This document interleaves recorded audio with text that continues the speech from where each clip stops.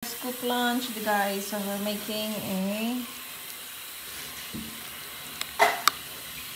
cauliflower frittata and then pitelli, sorry. And lagyan natin ng 3 itlog. And then plain na flour. And then parmesan. And then that's the side. And then we're gonna cook some pasta forno.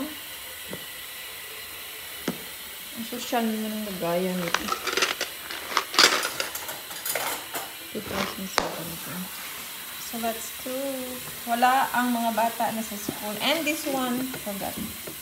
Ito yung sauce na ginawa namin nung isang araw from our tomatoes. Yung tanim natin. And then guess what? Ano ang nakita ko sa Asian store after ng aking check-up? Malunggay na ang mahal-mahal. $11.80. That's fine. I need that one kasi sobrang baba ng aking iron. So, siguro i-ano ko lang to. Tapos lagay sa freezer yung ano. Dahil mga wala pinagawa. So, let's start the cooking.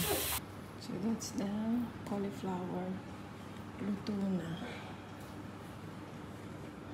And then, kain tayo ng pasta forno. Ang sarap.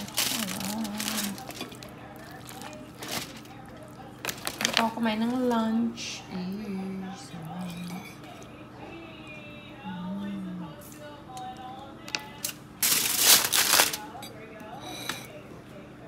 Yum.